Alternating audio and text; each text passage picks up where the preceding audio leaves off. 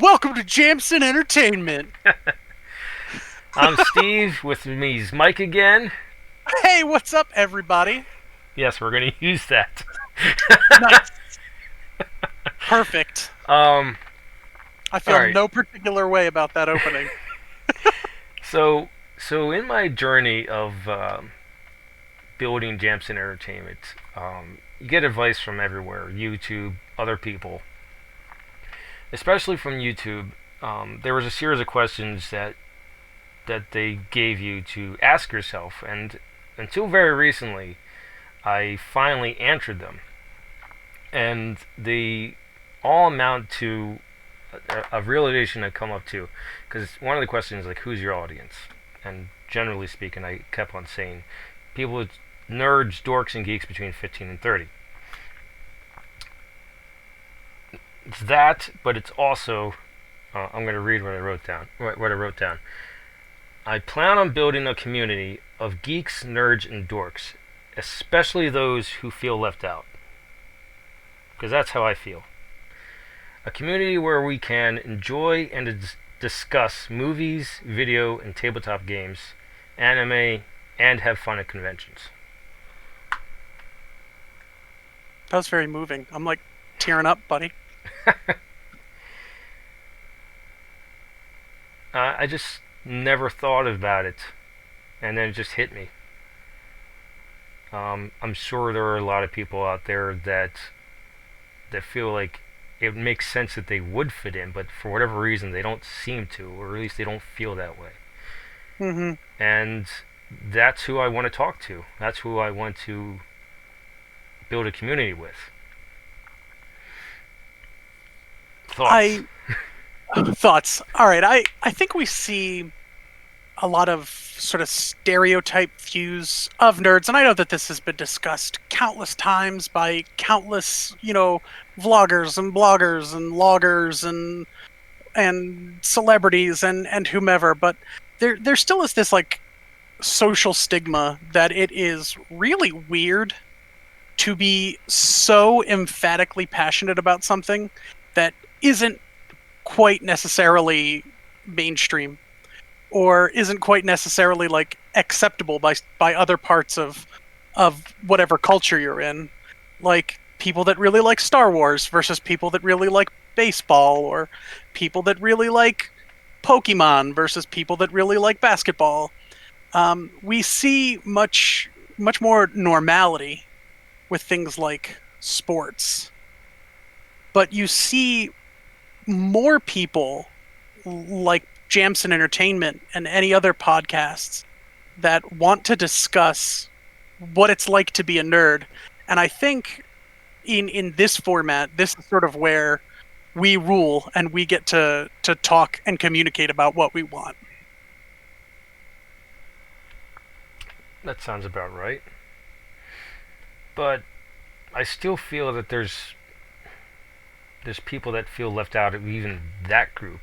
It's only very recently, I would say since the turn of the century, where um, being a nerd or a geek or a dork is celebrated.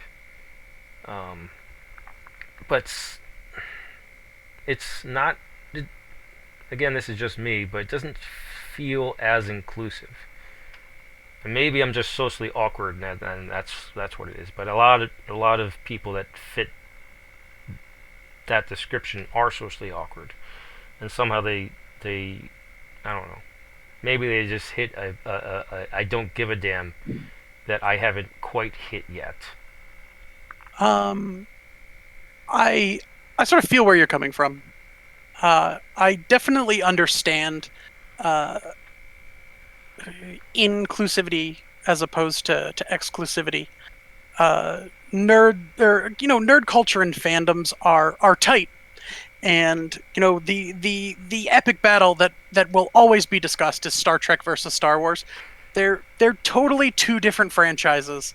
One could not be better than the other because one's a space western and one is space politics. So fundamentally, there really shouldn't be an argument between the two, but we falsify one, and we make it so that argument and discussion totally exist. But one of the other things you had said was that we're socially awkward. Everybody nerds are weird. We are socially awkward. We like things, we like stories, and we like people that like the same things that we do. But we also have, similar anxieties and fears and frustrations. So when you find that group that you click with, you really click with the Doctor Who guys, and the Teenage Mutant Ninja Turtle guys are being kind of jerks because they're throwing kicks at a con. You you don't know what to do. So you want to you know you want to hold on to what's comfortable to you, and you want to reject what is scary. And sometimes getting hit by a car is scary, and sometimes some dude painted green whipping plastic swords around on the con floor is scary. So you just kind of have to weigh how you experience the world and how you let yourself experience the world, fandoms, and nerd culture. Amen. um, so the topic that I came up with is what we want to talk about. Um, how I started is certainly one topic we could talk about, but we, I want to use this particular episode to find out what we would talk about in the future. Mm-hmm, mm-hmm, mm-hmm. What would you like to talk about in the future? Um, this was a topic that I have thought about for a really long time, and I love video games, as most of the people that would watch this video do. Um, but for a long time, about 12 years, the only game I played was the World of Warcraft. I had consoles. I would play Smash Brothers. I would play party games with my friends, but I almost exclusively played World of Warcraft for the better part of 12 years. So, what I would like to discuss is games in that span, or games in general that I've missed, that I've never played, and games that I should invest time in. I've already started taking that on for myself, but games we should discuss. What should I play? What's the piece de resistance of a franchise that I should try? I've been picking up. And again, I started God of War 2018. That game was amazing, and I don't understand how I slept on it for so long. Um, Another one going along the same lines is TV shows. Uh, Again, I never really watch too much TV. I consume a lot of YouTube. I consume, a lot of like individual Netflix programmings. But I was watching the show Community, and that show's hilarious. And I have absolutely no idea how I slept on Community for as long as I did. The show is ridiculous, and Abed is my favorite character, and that's that. So tell me what games I need to play, and tell me what shows I watch. But Well, unfortunately, I can't help you out there because I went through something similar. Um, First, let me find out the time frame you were playing WoW. probably I was playing from 2007 to 2018. Okay, So 11 years? Yeah, 2000, no, 2006 to 2018. okay, about that time, I was with my old group of friends, and they were mostly into tabletop and card games. So, Mm-hmm. it much like you, but for a different reason, I fell away from video games. So, unfortunately, or fortunately, depending on how you want to look at it, I'm in the same boat. There's a lot of video games that I've missed, and I would like to get to. I've only recently got into video games again, as I mentioned in our last talk, because my friend gave me his extra PS4, and I started out with Death Stranding, which Mm-hmm. a game I love to hate. The story is amazing, weird but amazing, but the gameplay is laborious. All you're doing is delivering packages, really, and you have to avoid or slash sometimes fight these invisible entities. Uh, and that's just scratching the surface.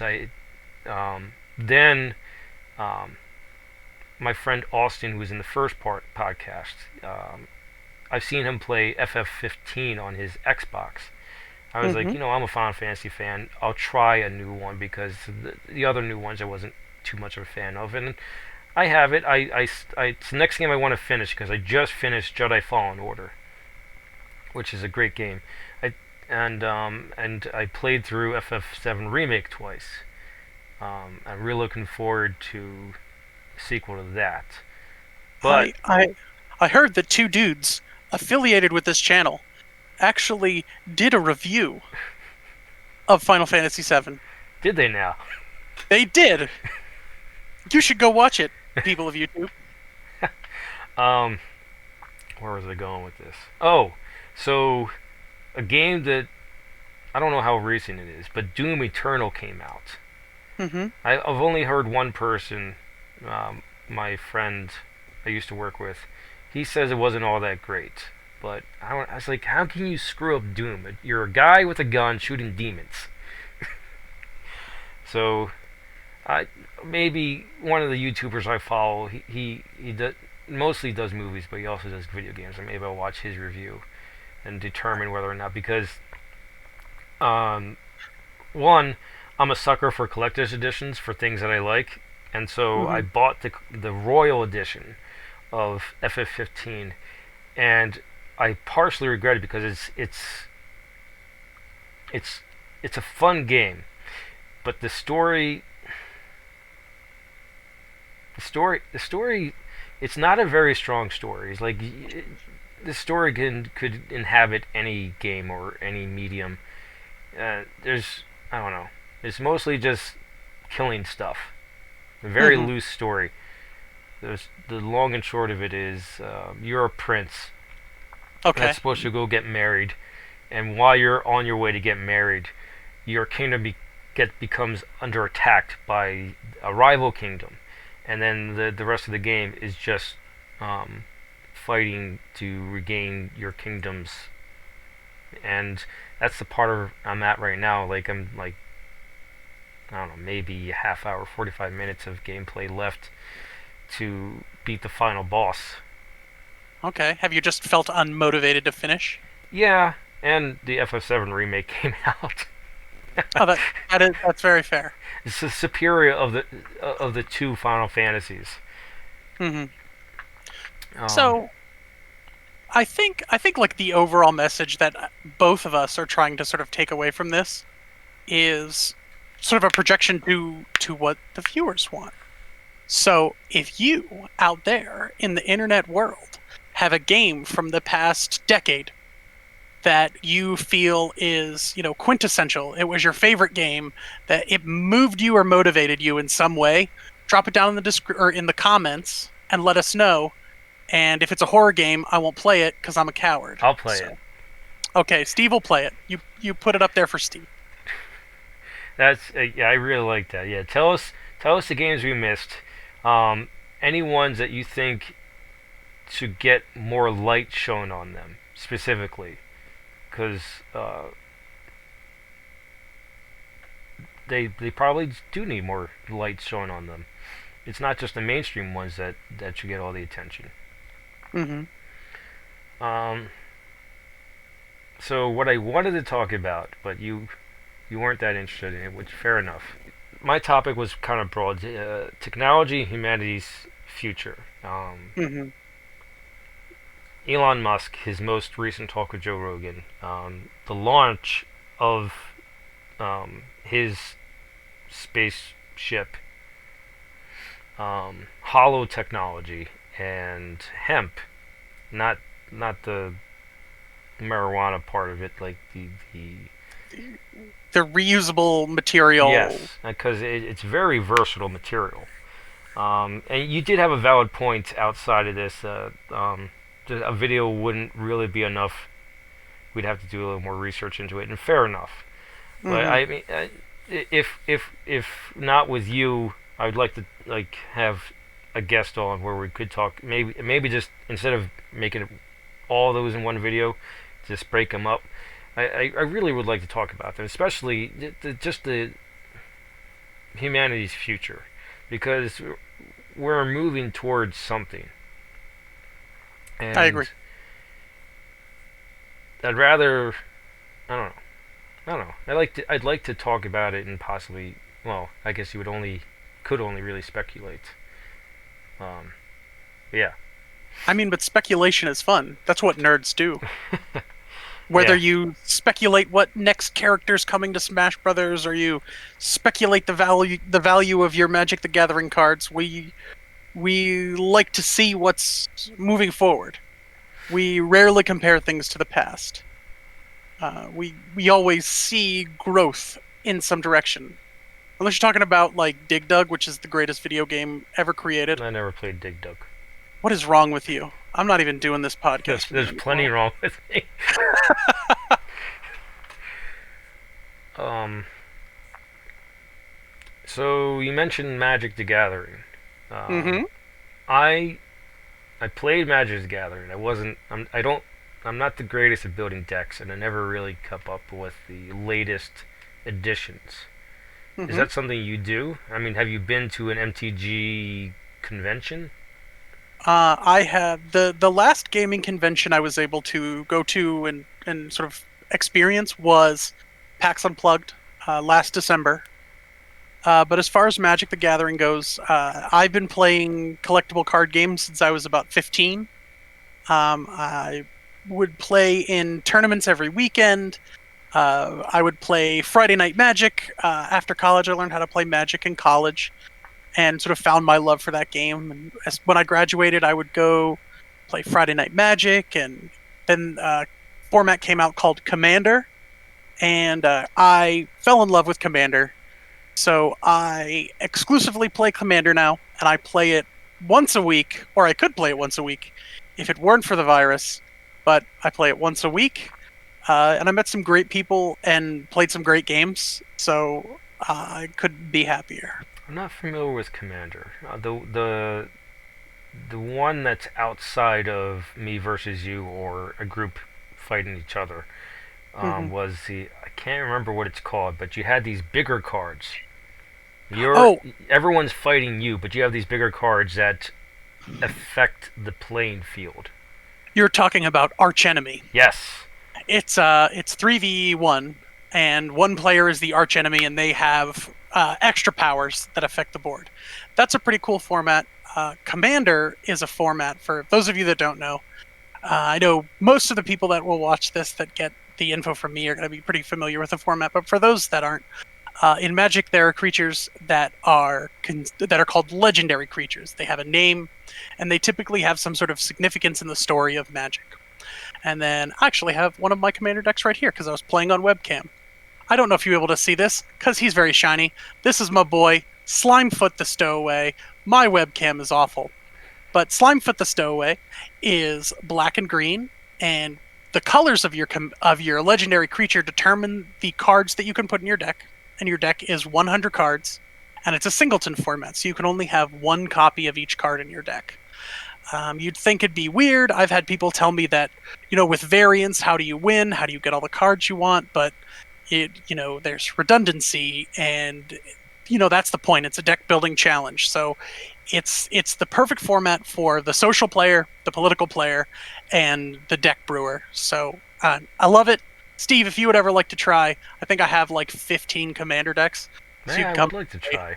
Um, yeah, I've gotten better at building decks, but I formulate weird ideas for decks. And I'm surprised I was able to build them. I do have a samurai deck. I love samurai cards. They're awesome. That I is have I have that a is old school, bro. yes. I have a decent vampire deck with a lot of help from my last group of friends, but I mean, they're my last group of friends for a very specific reason. So Mhm. we'll leave it at that. That was like the one of the few good aspects. Um, I have a black and white deck that's okay. Um, But yeah, I like making weird decks, and because I do that, they don't always work because I try to inflate them with too much bullshit. Um, and then I have a dragon deck because there was I think it was part of the arch enemy, like a dragon deck in front of the arch enemy. Hmm. Then you would absolutely love Commander because you can build the weirdest stuff, and sometimes it works, and sometimes it doesn't. I mean, there are tried and true Magic strategies. You can do mill, you could do beatdown, you could do control, you could do, you know, whoa, what's called aristocrats, where you drain everybody, where you drain your opponent's life. Hmm. Um, but there are different. Edit that out. There are different sort of strategies and different things that you can employ. My Slimefoot deck is a what's called aristocrats that I just said, where it drains people's life and heals me. So the objective is to kill the other three players at the table and gain a whole bajillion life. Like just be awesome. It sounds like a vampire deck. Yes, actually, the deck is named after. I believe the card is called Vampire Aristocrat. I'm gonna Hmm. look it up real quick. I Hi. for a while I tried to build a blue red deck. Hmm. More specifically a counter burn deck, unsuccessfully, because I think that would just be vicious. Well, in Commander, you can build that. You have the entire breadth of Magic's lifespan, with very few exceptions, to sort of build and play how you want. So if you want to play Counterburn, you could play a card as your commander. You could play like Niv Mizzet, and he is a card that whenever you draw a card, you deal 1 damage to somebody. Oh, nice. So and then you can tap him to draw a card. So you have sort of different activities and different things, and you can play oppressive control spells, and you can play damage spells to clear the board, and you can play cards that will allow you to instantly win the game. So you have cool options, and if Magic's your thing, I'd like to invite you to some Commander nights, and you should play with us, and I'll teach you the stuff. Is that at Showcase? I Like the play I play at a store called Alternate Universe I know on where that McDade is. Boulevard. Yeah, On McDade Boulevard. been there a couple times. But I go to Hmm. Showcase. That's in what is that? Swarthmore. Yeah, Hmm. I play a lot Hashtag. of X-wing there. Okay. What? Hashtag not sponsored. We're not sponsored by any of these people. No, no, no. Yeah. This, this podcast is not brought to you by Raid Shadow Legends. Um. Yeah. But so I used to play X-wing every Tuesday night at the Showcase, and at some point because I started working night shifts at Home Depot for a while, I Hmm. couldn't.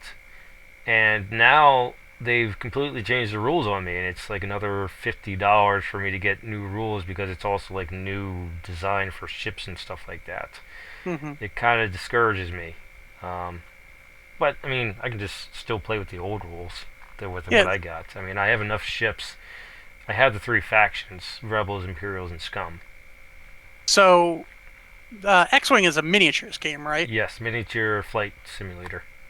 Okay. I've only ever played one or two sort of like collectible miniatures games in my entire life, and it was very brief, and they were mostly one or two events, or they were just demos. So I'm not too familiar with the miniature scene.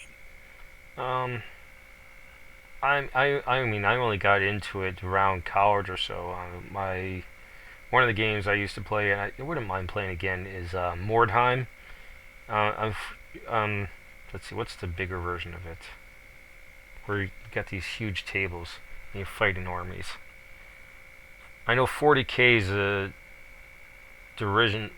The was Warhammer, right? Yeah, there's Warhammer, Yeah, which Warhammer, is and then there's Warhammer 40K. Okay, so a mhm, smaller scale version of that is called Mordheim. So okay. instead of fighting armies, you're fighting platoons, or even smaller than that. You're fighting squads. That was fun. I liked that game. But you don't. I know you play D&D. You don't use miniatures in D&D. I mean, we use miniatures in D&D, but you're not like lining up shots and using templates and all that kind of stuff Mm. for Dungeons and Dragons. They're more like markers as to where your character is in the room. Well, I mean, Uh, you can take D&D that far if you want. I'm not about that life, my I man. mean, me personally, my group and I use Legos. That's amazing. Yeah. Well, I don't have the former group that had like chests filled with miniatures. Miniatures Hmm. are too damn expensive anymore. I mean, I'm sure I could probably find them at a bargain or buy a lot of miniatures from eBay, but I like the Lego. I like Legos. Actually, my DM for my Pathfinder game purchased a resin printer, a 3D resin printer, so he could make miniatures and pieces for our Dungeons and Dragons game because he Nice. just didn't want to spend the money. So uh, I have this weird like sordid history with Dungeons and Dragons that maybe we could talk about in an episode. I never really enjoyed it until I started this campaign, and I was given, a little bit of freedom and a little bit of, ideas and concepts for my character. Something that just aligned with me and what I wanted to play, and I had a really good group to help me out. So I'm starting to enjoy it a little bit more. Well, we can make that the next topic. How Look at how that! Look at you with how, ideas. how we got involved in D&D. Okay, Yeah, that D&D is the next topic. if And you want D&D to be the next topic, it's going to be, but you could still tell us why in the comments below. yeah, Comments. um, I had another thought. I can't remember what it was. Hmm. Um. Well, we so the first podcast was about. It was. I mean, it led into the broader topic of Star Wars, but it was the Rise of Skywalker, so movies. Um. Are you mostly interested in talking about video games and well, games in general, or would movies also be an avenue you'd like to go down? Would discuss movies depending on them. There are definitely genres that I've never watched.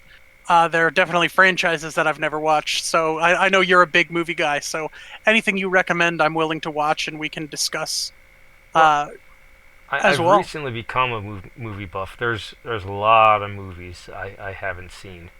Um, my friend Paul, I'd like to get him on here because he's seen a lot of movies, and I've recently um, have started appreciating and loving bad movies. You know that they're so bad it's good, and I find it surprising. There's not a whole lot of people that go in for that. I used to be one of those people. Um, Bad movies were just bad, and there's nothing redeeming about them. And then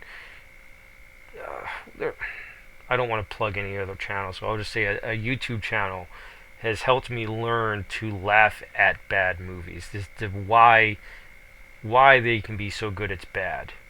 For Yeah, instance, I saw a review of the movie Dungeons and Dragons. When I was a kid and I saw it in theaters, I hated it because it wasn't Dungeons and Dragons. When now as an adult, I can see how just I mean the production looks horrible.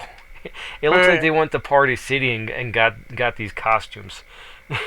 wait. Are you talking about the Dungeons and Dragons with Jeremy Irons Yes, yes. and Marlon Wayans?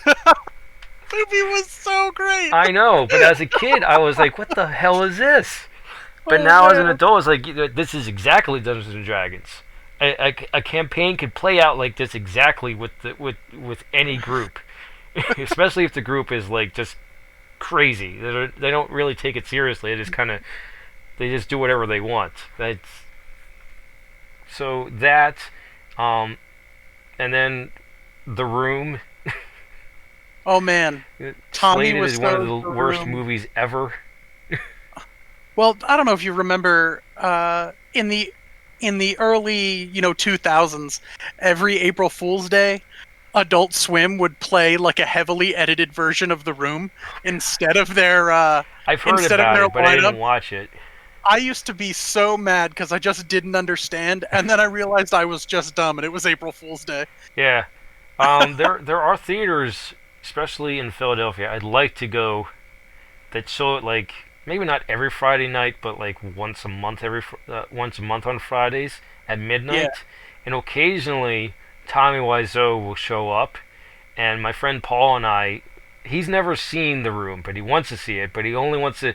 I don't know why, but he only wants to see it in theaters, and it would be an extra added bonus if Tommy Wiseau was there. I'd go do that. I would 100% go do that. That's But amazing. I really would like to broaden my my range of movies because there's a lot of great movies I haven't seen. But I want to get into bad movies. I'd like to review bad movies. Maybe it's just a new segment or something like that. Because The I bad don't there might movie be gal. something there that because I don't see it that much. Like obscure bad movies. Let's be more specific. Obscure ones, like ones that only like real movie buffs would ever have heard about. It's like, oh, you gotta watch this. It's I mean, I could get behind that. That's hilarious. TV shows. Um, I'm with you there. About the same time period, I stopped watching TV.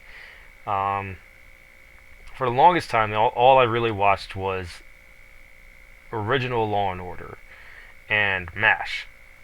I've seen every episode of MASH, and this is no joke, at least 5 times.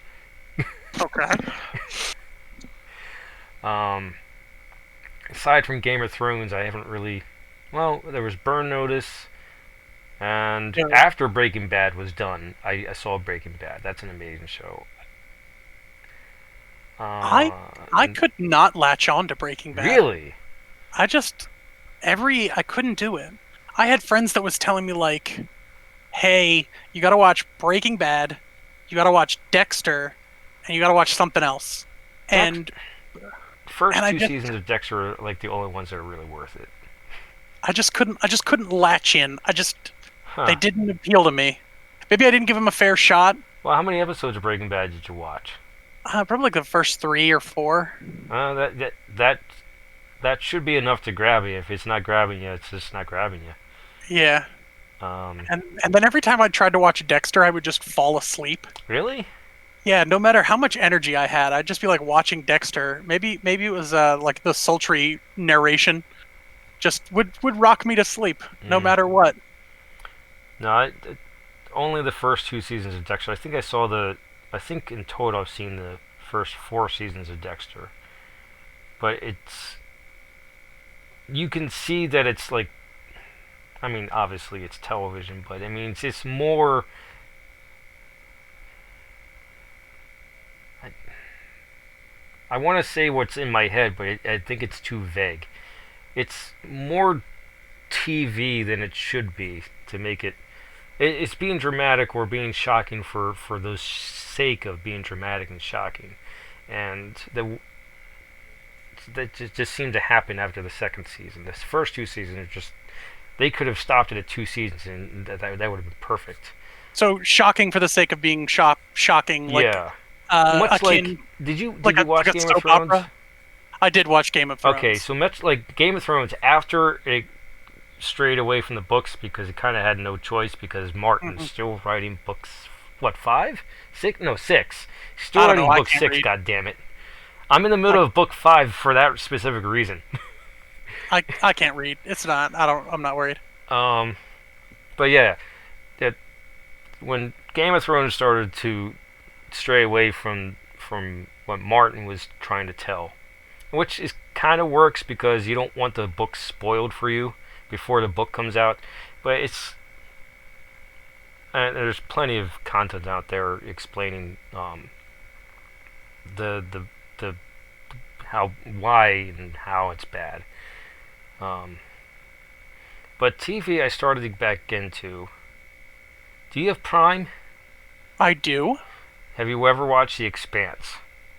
I have not. That's a great show. Very good show. Or Fleabag. You ever see Fleabag? I have not. It's a great show. It is only 2 seasons. It kind of leaves you wanting for more, but it leaves but it would betray what the show is if it did give you more. If that makes any sense. It doesn't, but Okay, I somehow understand. Fleabag is about this woman. It's about our age, 30s, um, just about her life and how she deals with it and how she grows from it. And Hmm. that's, I mean, it's not giving too much away, but that's how the second season ends. You can see her on her path to growth. Um, and it does leave you wanting more, but you don't need more. It, it's it, it's a very bold choice to not give more. Hmm. So if you're looking for shows to watch, I highly recommend The Expanse and Fleabag. Okay. So, what you're saying in the long run is that we're giving our viewers a whole lot of homework because they need to tell us what TV shows, along with movies and video games, Right. we should experience, and you should consider putting them in the comments below. And then we'll do stuff. You're way better at this than I am because I always leave that towards the very end. I, I don't know. Like, comment, subscribe. Let's do it. I'm not getting to the front page of Reddit anytime soon. Like, comment, subscribe. Let's go. What shows? Okay, what shows have you watched recently that you would recommend? Um, I'm watching, like I said before, I'm watching Community. Community is hilarious. It definitely plays off that like sitcom format. Nice overarching story that is very subtle behind the comedy and the jokes as everything moves forward. Nice. I believe I'm in the middle of season 3. They're still trying not to sexualize Annie, which I appreciate. So that's respectful. I recently did a full rewatch of Avatar: The Last Airbender, and there were tons of episodes that I missed that I'd never seen, when it was originally airing. Hmm. So that was a cool experience, just sort of seeing everything back and back, like seeing all the seasons, the chapters of the books at once. And now I'm wrapping up The Legend of Korra, the sequel series to Avatar: The Last Airbender, and Huh. that's pretty decent as well. I'm enjoying that, and that is on Amazon Prime. All of If them? uh, Avatar: The Last Airbender is on Netflix, Hmm. Community is on Netflix, and The Legend of Korra is on Amazon Prime. All right. I haven't seen any of them. Uh, so I didn't watch Last Airbender when it was coming out because, well, it was on Nickelodeon, and at the time, I kind of grew up out of that, and I figured everything out on there was just dumb kid stuff, and the fact that so many adults are watching Last Airbender makes me want to watch it now. And The I've the seen the movie and what a disgrace that is, and I want to see what the actual story is, so I can, I don't what movie did you see? know, the Last Airbender. I have no idea what you're talking about. Literally no idea. Zero concept of what you're talking about right now. You're just pretending it doesn't exist. What doesn't exist? Steve? What doesn't exist? No, but I want to see it do justice, and that's only possible by seeing the original. Yes, I agree. The thing that locked me into that show is the very first episode was a two-parter, and they released it all at once. So you can watch both episodes at the same time. But there is a point where the last Airbender, a young boy named Aang, is captured, and he's on a ship, and he needs to escape. And while he is escaping, he jumps out of the hold of the ship and does a like whirlwind kick and then shoots a tornado out of his foot to explode open a door. Oh, And that was the coolest shit I'd ever seen in my entire life. when I was like 19. So, I knew everything about the world at 19, obviously. But it was so amazing that I was just like, this is awesome. I don't care what happens to this show. Like, I need to watch it. I need to absorb it all. And then as it aired, I just sort of fell away from the show, and I'm happy that I watched it again. I'm happy that people went ham salad on Facebook and other social media about it being on Netflix, or I never would have watched it. I'm definitely gonna have to watch it. I'll put it in my Netflix queue, which has me thinking about my next Netflix queue. Um, what's this? Oh, damn it! Now I can't remember the name of it. Huge anime back in like the early 2000s. Everyone loved it. It was almost Cowboy as Bebop. hmm. Cowboy Bebop. No, I mean I do love Cowboy Bebop. I have it on, Neon but Neon Genesis yes, Evangelion. that one, that one. It was almost as big as DBZ.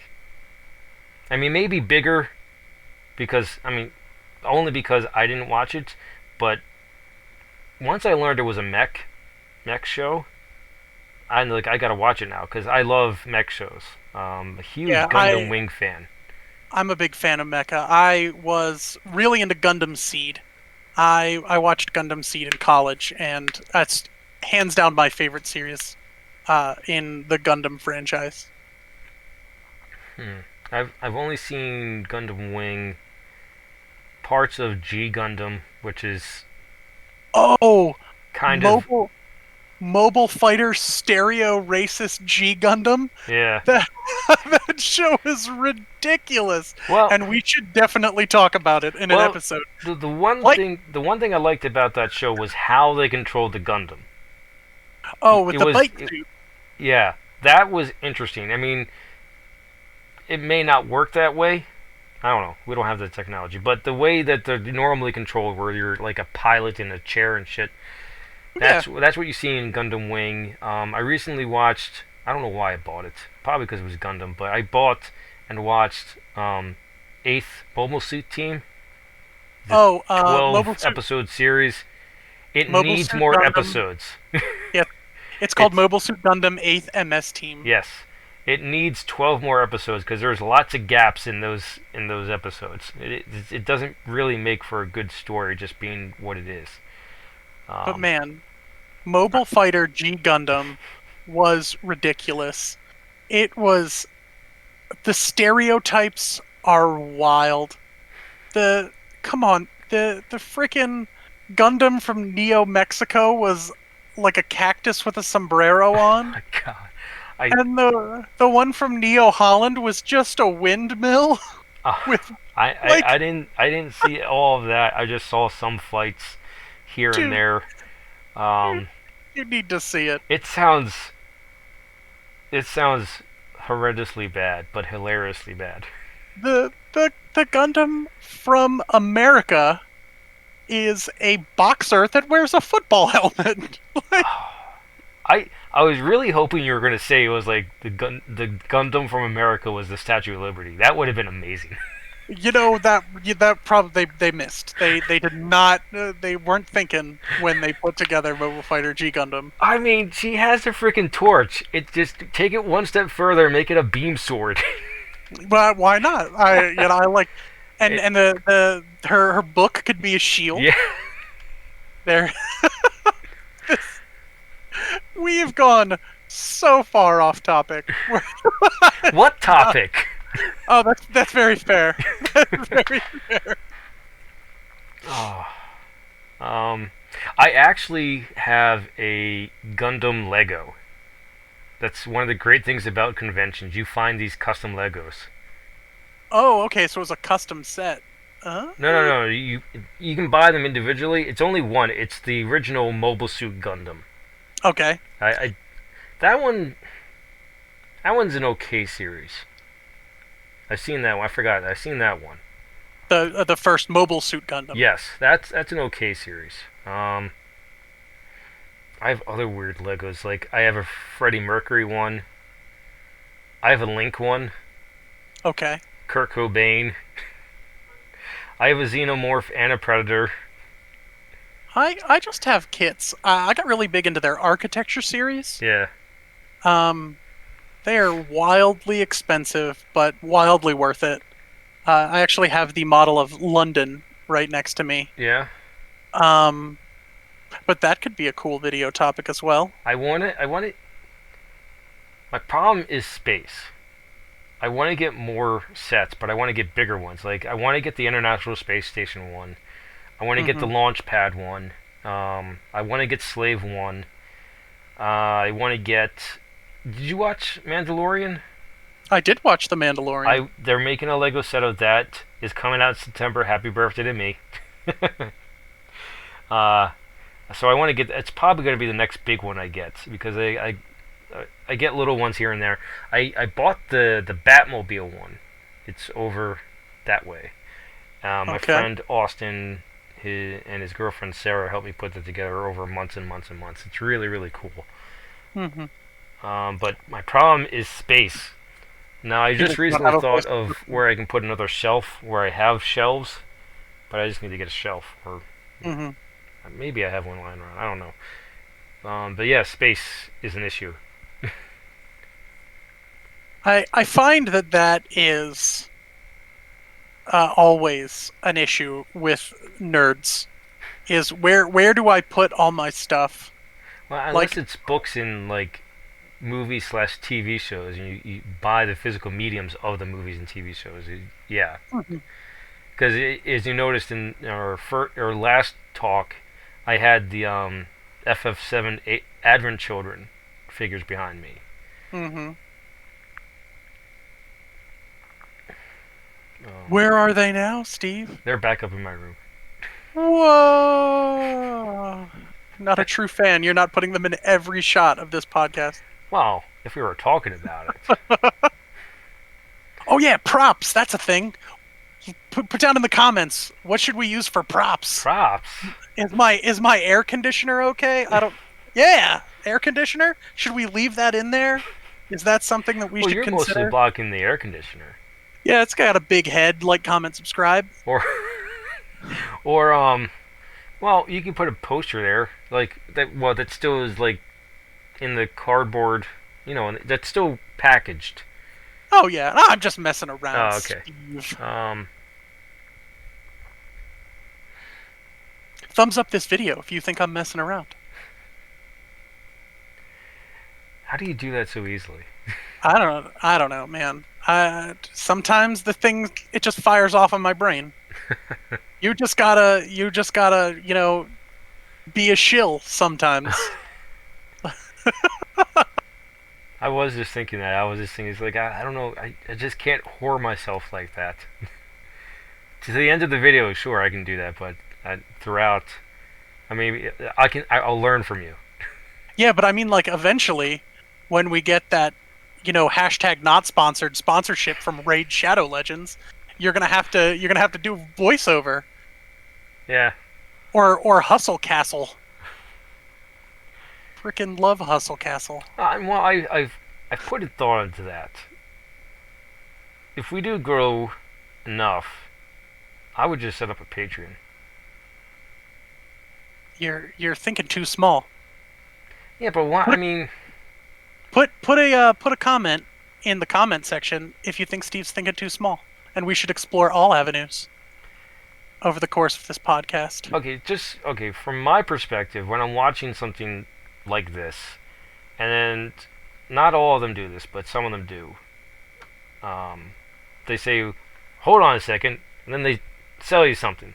I one of the things I like about Joe Rogan's podcast so much is that it is straight through. I mean, his earlier stuff, yeah, he would advertise at the beginning, but that would be about it. It's straight through. I don't like the interruptions unless we get asked a question, we have to think about it, or we need to think of a next topic, which we have to do in this one because we didn't really have a solid topic. Hmm. So that's my take on it. Why don't you tweet at Steve I at don't. Jamsin Entertainment and me at Pope Mike if you think that we should discuss YouTube culture? Well, that doesn't work for me. I don't have a Twitter. I refuse to get Twitter because I think it's the death of civilization. put in the comments and Instagram at Steve at his Instagram page at Jamsin Entertainment if he should get a Twitter. Uh, I, get a Twitter. I don't even know what I would do with Twitter. Facebook, YouTube, and Instagram. That's a lot. Twitter is for telling people you had a sandwich. Facebook is for describing your sandwich, and Instagram is for showing people faux vintage photos of your sandwich, Steve. It's Well, not that difficult. just what I've heard about Twitter, it's just a lot of people whining and complaining. I don't want to get involved in that. Then maybe we should discuss not discussing social media in the podcast. What do you think? Like, comment, subscribe. Uh, um, Steven, is there anything else that you would like to discuss? Any requests that we could make? I would like to know what the situation is going with the movie theaters. Movie theaters. Yes, because of COVID, um, they've shut down, and AMC is afraid they might go out of business, and that sucks for all moviegoers because, at least from what I've seen right now, streaming a new movie is too damn expensive. There was, well, so far there's only one movie I wanted to see that came out at the beginning of all this. It was It was Bloodshot, the Vin Diesel movie, which, I mean, it just looked like another action hero movie. But they wanted $20 for it, and I could have seen it for $12 or $14. I mean, that's fair, but don't lie to the people. You were waiting for Trolls World Tour. I know. Oh yeah, that's It what was it is. definitely was not that Vin Diesel movie. It was definitely Trolls Well, World Tour. well, I mean, it has me worried for movies that well, one in particular, Dune. I want to see Dune in theaters. I mean, grant you, I have a new TV. It's 55 inches. It's pretty nice. But I don't want to see Dune on that screen for the first time. I want to see it on the huge screen. I agree. I think that we may see the decline of movie culture, the theater culture, because even bad movies, like we discussed at the beginning of the podcast, are even better when you watch them on a big screen. So, you know, put down in the comments, do you think that we should watch bad movies in the theater? And what do you think is going to happen to the theater industry as I trip over my own tongue and speak? Well, I mean, so the moviegoer community has basically speculated or feared, like I have, that this would be the death of theaters because streaming has been a thing, and they can easily just send it straight to your house. Mm-hmm. And then the other thing that popped up, at least I've seen on Facebook, the possibility of drive-ins coming back, which I'm all for.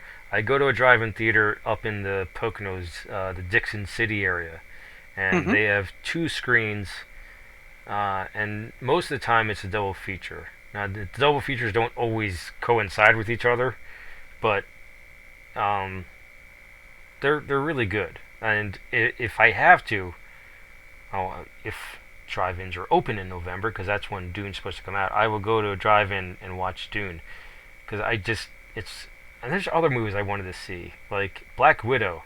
I wanted to see that, but I probably Mm-hmm. won't see it in theaters. Um, why can't I think of them right now? There's a whole bunch of movies I wanted to see. Uh, nope, can't think of them right now. But I miss the movie going experience. Yeah, I agree. Even in some theaters, being packed in like a sardine is part of the experience, and you know, shitty styrofoam popcorn covered in fake butter, and Well, a drink that's too big, and you never finish it, but then somehow you finish it before the movie starts, oh and yeah, those those are experiences that I think will largely be missed. yeah. I think the only Um, thing I that definitely won't miss is the people that talk during movies. It's like the one advantage that streaming movies at home has. Because some of the movies I've seen this year were partially ruined because they just had people talking. It's like, shut up. Yeah, well, and I mean, so streaming movies is also cost effective as well, right? So let's say me, you, and a couple other people really wanted to see a movie, but we weren't that invested in it. One investment, if there's five of us, one investment of $4 per person to watch a movie on somebody's TV at home isn't as bad as $12 to $15 a ticket, Right. plus snacks, plus whatever, because you can't go to the movies and not get a snack. Everybody that doesn't do that is weird. You're weird, internet. Yeah, but Go to the movies and you don't get a snack, you're weird. yeah, but typically don't buy the snack at the theater, even though they really don't like it when you do that. I don't. I honestly let. If you want us to talk about movie theater conspiracy theories, you put that down in the comment box thing. Because I think they don't care. I really think they don't care. No, I've I've never. been stopped plenty of times. That's because you kind of look seedy. Well, That's what no, coming in with a backpack, especially nowadays, they're like, no. Well, why would you go with a backpack, Yeah. Steve? Well, you gotta be. See, it's a little more difficult to smuggle food in when it's summer, unless you have cargo shorts, which it's one of the reasons why I wear cargo shorts because I can smuggle food in. And you can get creative with the snacks you bring in because I like to buy a bunch of different trail mixes and then mix them up into a baggie. I went and saw Ted in theaters with my friend and his fiance at the time, now his wife. And we stopped at Wawa and got like half-gallon teas and hoagies, and she just brought her big purse, and we filled up her purse, and nobody stopped us. So we're like sitting in the movie theater watching this movie about a teddy bear and eating, like grubbing down I on full Wawa uh, lunch. It well, no, was I've done incredible. that before. My first job was working at AMC, and I was shocked of what gets in there. Pizza. How the hell do you smuggle in a pizza box? Uh, Different fast food franchises. Hmm. I was in the theater when Jackass came out, so beer, yeah, and now all that's like commonplace. I guess they wised up. It's like we can stop people from smuggling outside food by broadening what we serve, Video, video idea. Steve, write it down. Notch it down. The movie theater experience, or lack thereof nowadays. or lack thereof. Where that's gonna be a video. You ever Because been I to a movie grill one? Yes, I have. I've been to the Upper Darby one. Yeah, I haven't been to. I think it's out in Exton or whatever. Which is another one. there's the Studio Movie Grill Yeah. in Upper Darby, Pennsylvania. There is the Movie Tavern in Exton, Pennsylvania, and then there is the AMC at Painters Crossing in Right. Painters That's I've Crossing, been to that Pennsylvania. one. That's also a dine-in theater. Hashtag not sponsored. But So uh, my one gripe with that, more so the studio grill, is that they'll actually interrupt during the movie. So like they'll give you your check and then like during the movie, it's like, can't you just wait for the credits? mhm. I mean, you're giving me my stuff before the movie starts. Why can't you wait until the movie ends to bill me? I agree with you. But Steve, you're giving away all our fresh content. Am I The- though? you are. We You can are. only extrapolate from there. I know, but that's the point. We could just do another video, Steve. You're Uh, going you're going hard in the paint, bro, and I love it and I appreciate it. But we need some ideas. well, I mean, I'm probably going to be the person who watches this the most because I have to edit and everything, but I'll definitely jot down, and so we can talk about it like next time and stuff like that. Perfect. Perfect. Where else did you want to go with this? Down to the comment section to let us know if we're doing a great job. Thanks, everybody. I stunned him. I stunned him, internet. Yeah. He had no idea what to say. He was not prepared for that. Well, you think this is good stopping point then. I think we made a good stride. We sort of generated some ideas and talked about being nerdy for a good, what, 30 minutes. I don't even know how to tell time It's anymore. been about For like 40 an minutes, an hour. hour, yeah. All right. Then do your fancy sign off thing. Fancy. I don't know where I got the gestures, like, where that I have from. I just kind of did them. So, It, wa- if you liked what you saw, like it. If you think other people will like it, share it. If you really liked it, hit the subscribe button. Or, of course, now we've got people listening to us instead of just watching us, so consider following us. You can pick up this podcast on Apple and on, not Spotify yet, but Apple, Podbean, and Google. So considering following us on any of those platforms. Thank you for watching and listening, and live your imagination. Bye, everyone.